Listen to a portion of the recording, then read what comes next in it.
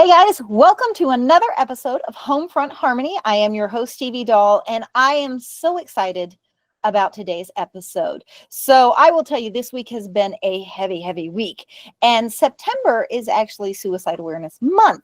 And as we know, mental health is a huge topic for me with people. So getting a chance to actually talk with this group means a lot to me, especially with dealing with the anniversary of 9/11 and everything else going on this week. So I wanted to introduce you to QRF Up. And today we have with us Ram, Amelia, and Cynthia, who are all part of the company. Wave and say hi. And so we're going to start off right out the gate. As you know, I like to discuss how the connection is formed for individuals with their military and where it's at. Now, Ram, I'm going to start with you first because I know you're the one who started this and launched it, and I know you have a very deep personal connection. So could you please tell us a little bit about your military connection? So I started out as a Marine, the first branch I served in, and my little brother and I enlisted together. And after our first deployment, he ended his life through suicide, and that was my first catalyst for why I started doing this. And then losing more brothers and sisters through suicide really propelled me to act instead of just doing the things that typically happen. The isolating, the drowning it out. I felt like I needed to start living for my people instead of just surviving. So I figured out a way that this application would function where everybody needed the most in rural areas compared to urban areas where, somebody's very close to you already and you're more isolated. So I wanted to be able to reach those people. That's awesome. Thank you for your service in both parts, for your service as a Marine and for your continued service for your fellow service members. That means a lot. So thank you very much for that. Now, Cynthia, for you, what is your military connection? So I come from a military family. My grandfathers both served. I've had my husband, my brothers-in-law, cousins, my father. And so I've been around military people pretty much my whole life. And I just have a special soft spot for them. My belief is you serve our country should serve you the rest of your life. Unfortunately, that doesn't happen. So there are organizations like ours that, can help with whatever their needs are. Understood. And you said your husband served as well? Army. You know what? Military spouses. I love me military spouses. See, we recognize all the military family here on Homefront Harmony because I am the daughter of a 21-year Navy veteran and the kids count too. Everybody matters in this, which to me is a beautiful segue in here because Amelia, not necessarily a military connection itself, but that mental health, which is such a discussion we still shy away from. And I'm trying so hard to get it spoken more. That for you is what led you into this, correct? It is. So my husband unexpectedly passed away 3 years ago, and he had a heart attack, and I was there, and I had to perform CPR on him and all these things. And I, with Alex gone, I felt so worthless. I felt like all my value had escaped and that it was all tied to him and all I wanted was to be with him. And I became very suicidal. And the one thing that I did learn through my support groups and stuff is that even though PTSD has parallels, symptomatic parallels with everybody who has PTSD, no matter what the trauma is, there are certain things, which is why support groups exist, that are very specific to what happened to you. And so when I saw that there was this option for military and first responders to have those peer-to-peer helps, because there are specific things that I just don't understand that other peer-to-peer helps do. it is fascinating to me. That's why we're trying to get the resources out to everyone. So now some of you joining us may have heard me speak of it before in episodes. I have, but what we are here with this team is from QRF Up. And what they have done is they have created this phenomenal application that is free to download to your phone, that when you are in a moment of need where you really have to reach out, you have the ability through this app to reach out and get connected and get help. And it is phenomenal. And it is made for military and first responders to help out. But I mean, the fact, Ram, that you were able to get this and get it as a free offering, and you don't have to have a cell signal. If you have a Wi-Fi signal or whatever, it's going to work. Correct. Yes? Yes. Okay. Okay.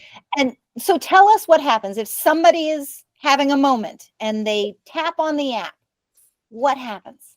So as they press that red button, it'll send out an SOS that will go out in a 100-mile radius to as many therapists that we have under our care, and they will answer the call. They'll start triaging the caller, getting them to like a safe place, just getting an assessment of where they are in their ideology. Once they have that type of information and they have a safety plan in place, if they can't resolve whatever they need at hand, they will activate a quick reactionary force that's comprised of peer-to-peer support specialists. And it's brothers like myself, people like, like yourself, or, Amelia or Cynthia, that will come out and, try to help you with the process of what we've created for you in that safety plan. Examples being sometimes when you're in crisis and you're going through the hardest time of your life, you may be thinking that the bills are, piling up, your relationship is over, nobody loves you anymore, and you're just unlovable, right? You're going through the worst time of your life and you can't see beyond right now. We can be there with you, telling you, hey, look, I know right now you can't see the light, but I'm here to tell you I'm going to stay next to you. I'm going to walk you through these next steps. We're going to get you to a hotel room tonight. We're going to stay with you in this hotel room so that you can feel okay. Tomorrow, when you start therapy with our network of therapists, from there, we're going to try to see if we can resolve this employment issue that you might have. We have lawyers at our disposal that can help you with any type of situation that you got going on, as far as legalities. If you need help with finances, food, we can get that helped with as well. So it's a true 360 type of wraparound care. We don't just want to make sure that we can get you, out of the crisis mode. We want to make sure that we can keep you thriving throughout the whole situation. And that includes our partners that really help us get everybody back to normal. That is so just, Ram, I just can't tell you what impacts me most on that is there are areas out there trying to help that step up and help at that time and then walk away. Yes. To step and help another. Sorry, I was cooking dinner. I didn't even know that I was invited to this meeting. I saw it, and so I apologize for being late. But James is one of my right-hand people. He is the business development director for our organization. Okay. He is a former Ranger, served, and has done a lot for our community. He himself has gone through the dark moments as I have. And I'm thankful to have somebody like him at my side that, sees the value in who I am and what we have going on together. He's an amazing man. That's awesome. Well, James, it's a pleasure to meet you. I am Stevie. Thank you for your service. We appreciate it greatly. If you wouldn't mind, we did little intros before, so I'm going to pull you in. Please tell us what brought you in to be a part of QRF Up. Well, I'm super sorry. I did not mean to derail your podcast. No derailing. Yeah, we like it. Let's roll. So yeah, just introduction. Yeah, I mean, Ram did a pretty good job. I served in the military 8 years. Was in 1st Ranger Battalion. Spent most of my career as a sniper, taught sniper school. I got really into science, actually, from mushroom hunting and discovering permaculture. That seemed like a really cool thing for me to do after I got out of the military. So I decided to study molecular biology and biochem And that's kind of when like PTSD really started impacting me a lot. I was also going through a divorce. So I discovered functional medicine through reading one of Dr. Mark Hyman's books, The Ultra Mind Solution.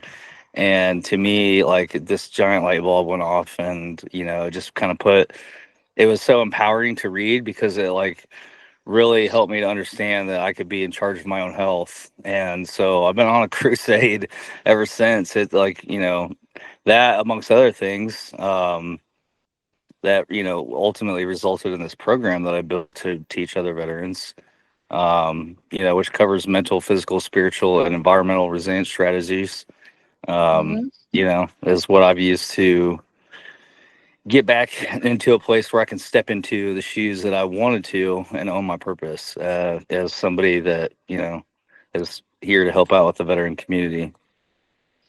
I love it. I love it. And thank you again for your service. What I love is that there used to be, oh, we didn't talk about it. And then when we did talk about it, oh, there was only one avenue to take on it. There's so many avenues and ways to explore. We've had so many guests on this podcast who've talked about their dealing with PTSD and how they went through it. And so having that option and the fact that you have so many resources around through the app is phenomenal.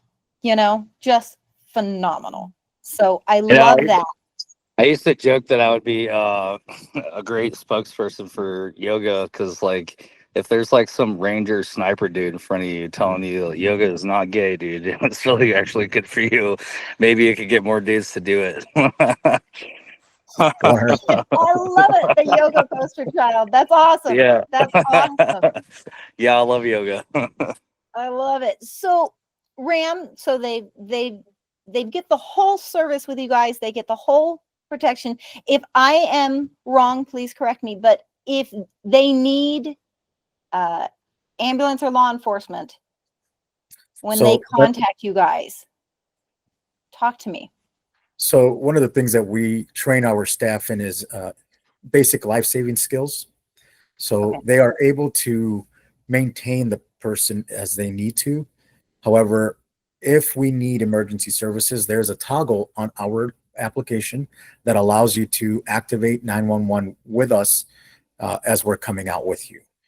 So we're working in tandem with them. A lot of law enforcement agencies work with us already, and they know that if we're out there and we're going somewhere that it's for an emergency, we're not just trying to speed for no reason. We're there to save a life, and we are called upon by a lot of agencies as we speak already. Oh, I imagine. Cynthia, growing up in a family with so many diverse individuals who served, you've seen probably every gamut of how they come out of it, because the transition out of service is hard for the service members. It's hard for the spouses. My dad was in the Navy. He would go out to sea. When he came home, my mom, my sister, and I had a routine. My grandfather was with World War II and my father with the Korean War. They didn't talk about their military experience. And so, that's what I was kind of used to. And now, the younger generations, they do talk about it. And it's amazing how, and this is what you touched on earlier, it depends on when you come out, whether it was talked about or not. True. Very, very true. And we need to talk about these things. Now, what I find so intriguing, Amelia, you came into it not with that military perspective, but with a very, very clear understanding of some of the mental health conversations we have with ourselves, we will say, because we talk to ourselves, we go through things in our head. What have you found has you been able to, with QRF Up, how has it helped you personally as you're growing and healing? It really has brought a sense of fulfillment and purpose into my daily routine. It gave me a routine, and being and I volunteer my position. And so being a volunteer, if I'm having a really rough morning, it's not like I'm going to lose my job. Yeah. And so it's been actually a really good like transitioning period. And I told Ram, I was like, I have to start looking for work now. And now that I feel better, I can, but I'm gonna, keep doing what I'm doing. And it's given me that purpose. You can see the effect it has on other people's. I can see the effect it has on my team, on the directors, and I can see kind of like that light is getting bigger and bigger and bigger. And it's and I can see that and I still struggle. Like Ram has to reassure me all the time that I'm doing an okay job, because I really don't feel like I'm qualified. But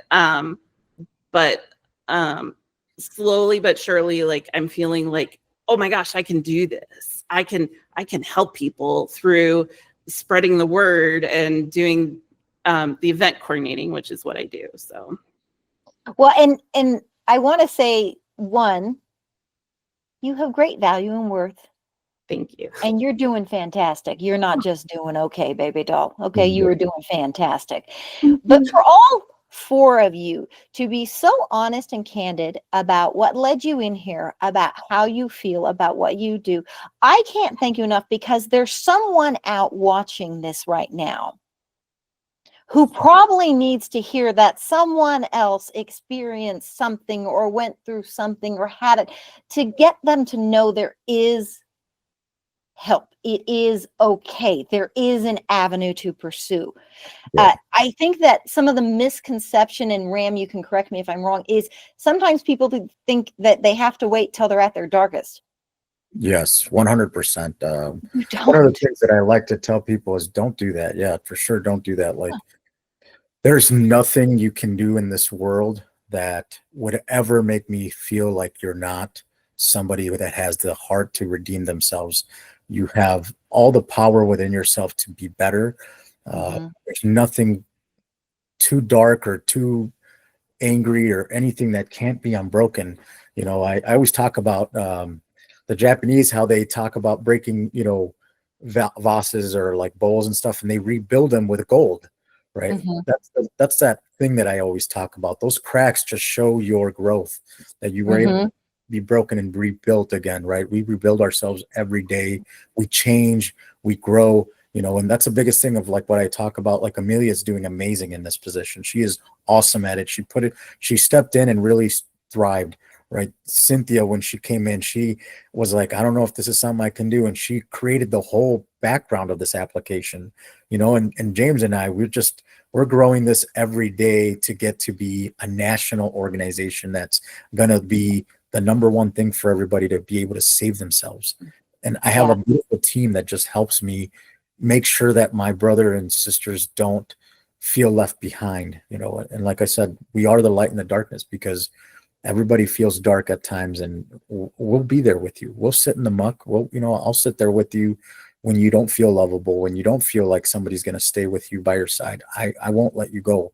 I'm going to be here with you. You can't be, too much for me. There's nothing like that. No, and I love that. I use an example a lot. I tell people that I knew at a very young age my father was willing to die for what he believed in. I didn't think he would, but I knew. And that's kind of a messed up thing for 8 or 9-year-old to have in their brain and in their head. And that's why we have to get resources and opportunities and applications and such out in the hands of those people who need them, and to be aware of them, especially as we know government funding, roller coaster ride, national suicide lines, they're not always going to have that full funding we got where we got to go. So every additional resource we can provide is phenomenal. And this app, when I heard about this app, I got so excited. I was like, I gotta get him on my show. I gotta get him on my show, because I think that one of the great parts about the fact that it is an application on the phone is the fact that it's less intimidating if it's just you and your phone and you push a button. Yes. 100%. Where sometimes asking can be a little hard for people to do, So I love that you went that route. Was it always designed that it was going to be an app? Yes. We always wanted it to be an application because, again, I thought about the numbers of people that were feeling like they didn't have an ability to get to a VA, right? It takes most of the country, it takes them about 2 hours to get to a VA. Not only that, but therapists aren't accessible. They're super expensive at times. Here in Iowa, we have like a 6-month waiting period for mental health services. The VA itself is behind. And I didn't want something that was going to be medicating people. I wanted something that was going to be truly reaching their hearts and their minds and saying, like, look, this person's answering me. They're not charging me. They're not making me feel guilty about what I just did. They are listening to me in a real way, and I'm getting the help that I need now. It all comes back to humanity. Yes. When we care, when we are kind, when we are there to support others. And I've had this discussion with several veterans as well as family members about it. It's hard to talk to someone who hasn't experienced what you've experienced, but a veteran talking to a veteran who maybe both saw combat time or whatever, there's an understanding. There's a trust that you don't necessarily get anywhere. You are giving them quicker access to find that trust when they feel they can't find it. Correct. And that is phenomenal. That is phenomenal. Now, you've talked about you guys partner with a lot of people to help support and help, not just at the instant when they call, they need you. If they're having some issues with finding a job, referring them out and some areas like that. So can you please kind of delve into that section of it a little more for me, of what you guys are trying to accomplish there? Yeah. So, we have programs like, the USDA has what's called VRE, Veterans Ready to Employ. So all that we have to do is get a DD-214 and a resume, and they will be sent to a agricultural part of the United States, or forest fires, whatever they want to do. There's I think 14 different jobs that they have a choice from. We also have a contract with the BP, the Border Patrol. They can help them get employed there relatively fast as well. I'm working with the IRS because they're also looking for VRE employees. So it's just in contracts where it's veterans ready to employ, and they become federal employees again, right? Absolutely. And it's immediate. It gives them purpose again. We're always looking for funding to make sure that we could get people paid so that they can be given that purpose as well. We have Extreme Resilience, which is a program that James is the one that created that, and he makes sure that you can rebuild your whole body, mind, work ethic, everything, all to be who you were before when you were in the military, because we lose that resiliency. We lose that, mentality of how to be mentally healthy and strong. And, we lose a lot of purpose too. So regaining that purpose is something that James is really good at doing for people. He's done it for me. So I know that he's really good at it. You've got one heck of a team with you, Ram.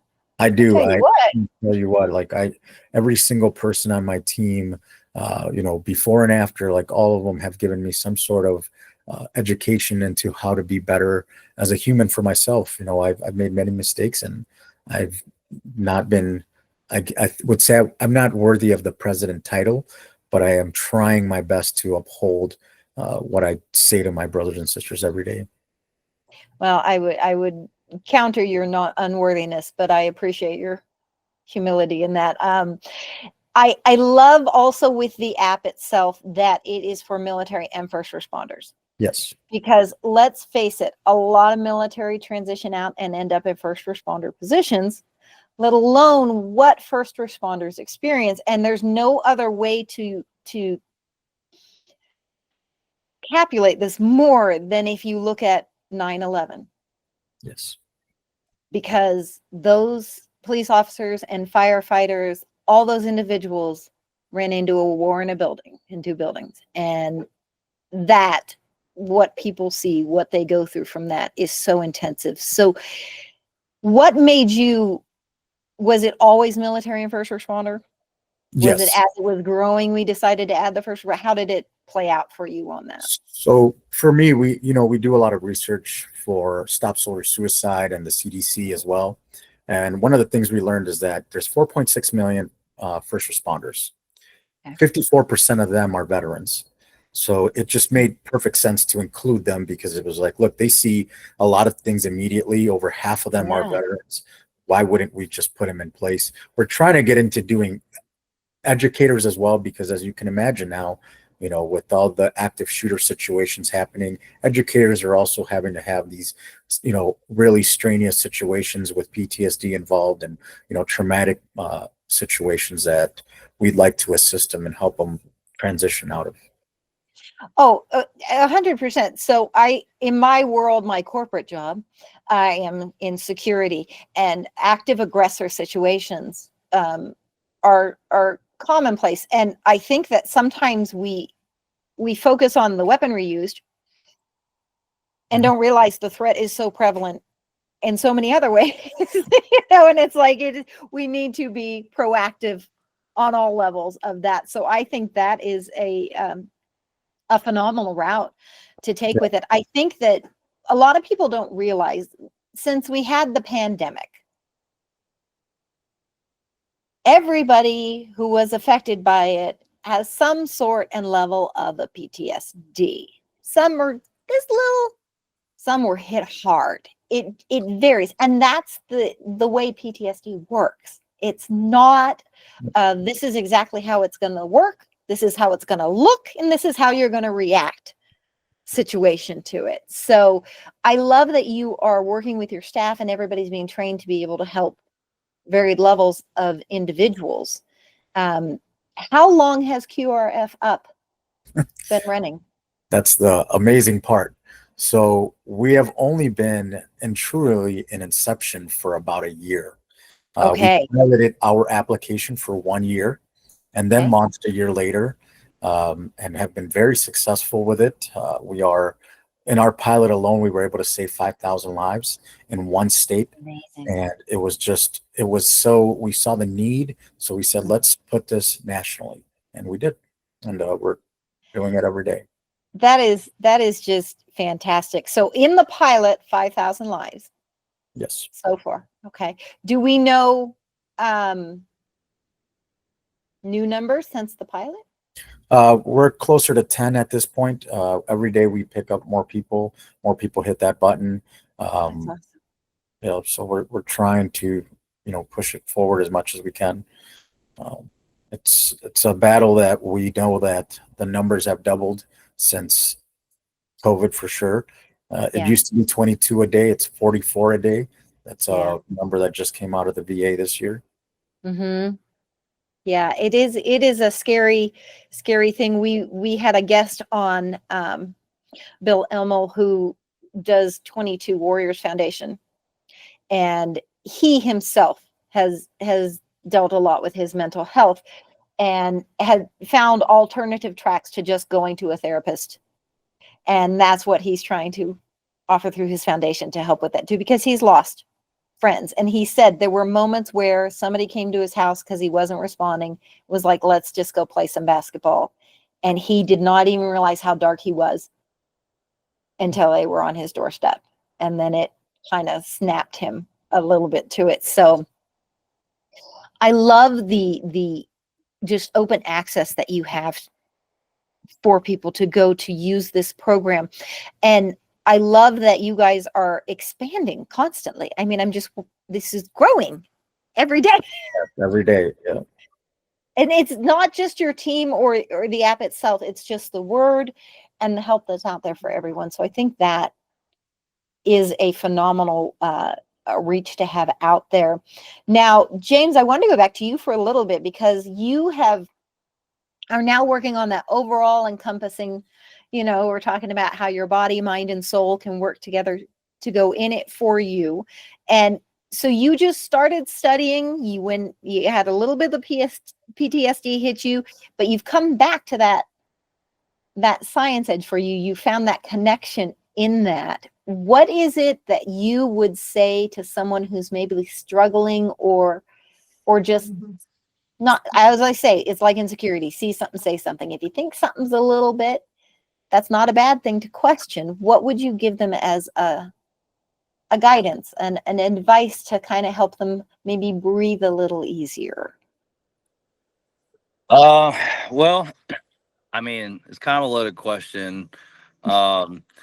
Essentially, I created a holistic program because that's the requirement. It's not, and that's why I think that a lot of, conventional medicine approaches have failed dramatically. The government, to include the DoD, the VA, nonprofits, they've all tried these like one-off things. Obviously, I mean, maybe not obviously, medication, just prescribing somebody drugs and being like, hey man, good luck. It takes an average of 8 years to work through all these different kinds of medications and dosings and, figure out which ones that you can manage the symptoms or deal with it, and that's going to impact your life and your energy levels, your relationships.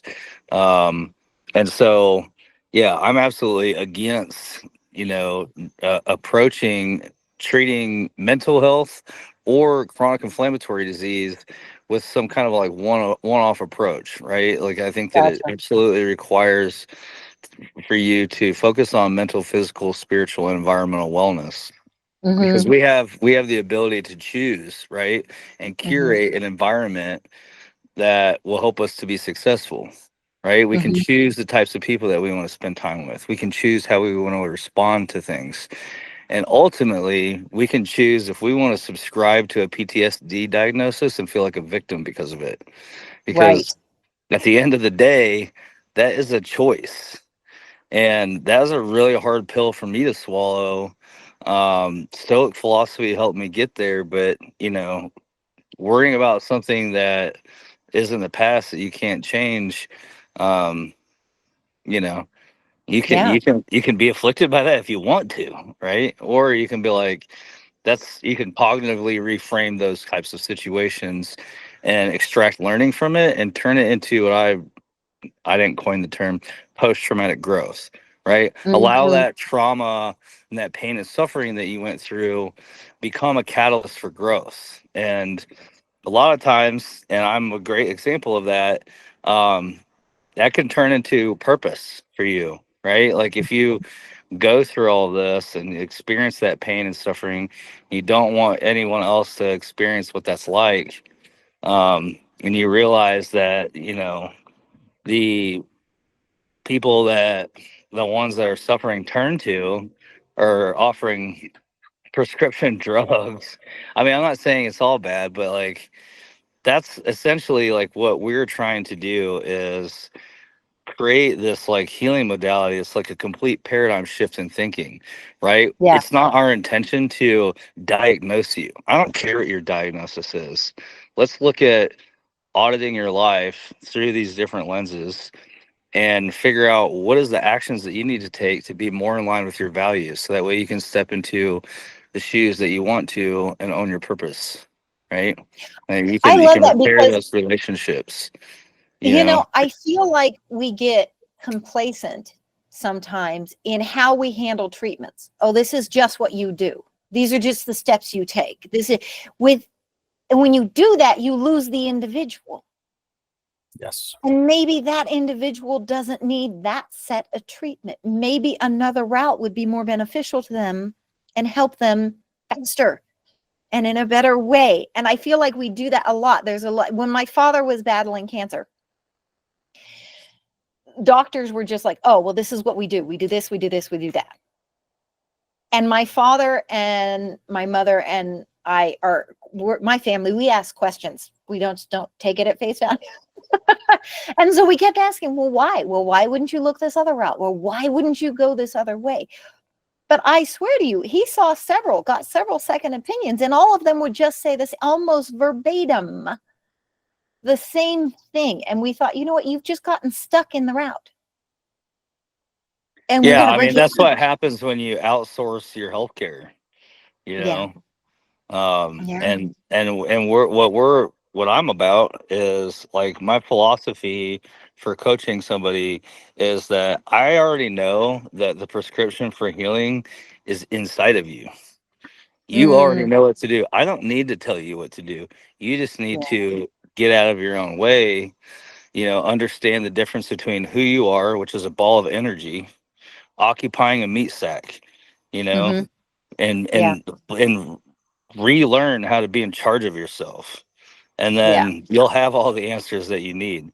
And so that's what I try to encourage people to do is let's remove those barriers to healing, right? If you're inflamed, let's remove all those sources of inflammation, anything that's going to prevent you from growing. Get your body to where optimized, to where you have all the resources on board to handle adversity.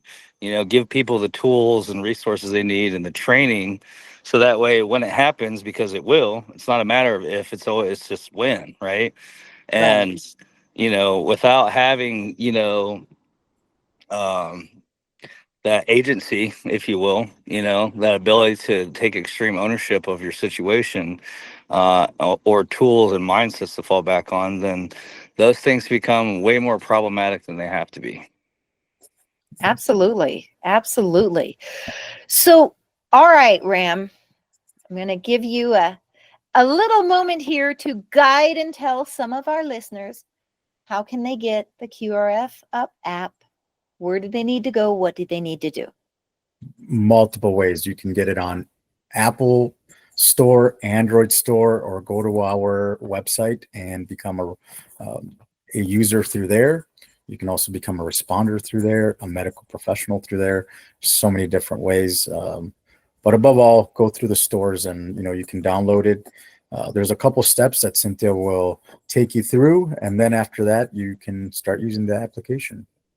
Okay. And I know you guys are growing and constantly evolving. If someone is watching this and goes, oh my gosh, I want to help, I want to do that,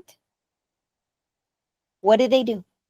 Get on our website, and there's a volunteer tab, and they can volunteer to be part of our team.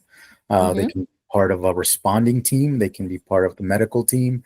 There's so many different ways that they can help. We're always looking for people to help us. That is one of the biggest things. Like I said, we are an inclusive organization where we want everybody to save each other, because it's going to take the people, not the government or anybody else, to do it. It's going to be us. Absolutely. Well, you're hands-on. You've lived it, you know it, you love it. All right. And then, so Miss Amelia, event planner extraordinaire that you are, what kind of events do you work with for QRF Up? So we work with all events. I'm working right now on getting one event coordinator in each state.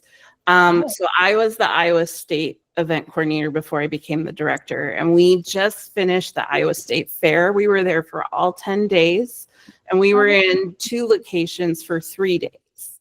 And so but we do festivals, we do fairs, we'll go meet with your local VFW, American oh my gosh. Marine Corps League, American Legion, and we will let any of them know what we're doing, and who we are and the help we need, and go through the app with you while we're there. We'll do all of those things, and we'll just give you all the information we can. A lot of the people we partner with, if they're running specials and have our QRF Up logo on their product, sometimes they'll send us some stuff or a QR code, and we'll be like, hey, if you want to buy their product, some of the money comes back to helping suicide prevention and all of that. So we're really working hard to try and get some of these volunteer positions taken care of, so we can be as effective as possible. I love it. And my military community, I am calling out to you. Reach out, see if you can help. Look at what we can do for each other. Look how much we can help build each other back up and get stronger every day. I want to thank all 4 of you for joining us today, even though you were late, James. But we appreciate having you here. We appreciate everything you are doing. I can't express enough my gratitude for what you guys are doing and how you're reaching out. And Ram, I hate what it took to get to this point, but I am so grateful that you fought to get to this point and work on this app and create this as a resource for others. So thank you so much for everything that you have done. Guys, we are at that time in the podcast. You know what you need to do. You need to like, follow, share, YouTube, Spotify, go to our website. Guess who's on our resource page? QRF Up. Check it out. Reach out to them. Thank you for everything you do. Have a wonderful rest of your day, and we will see you guys next time. Painted photographs, covered now with lines increasing, tickets torn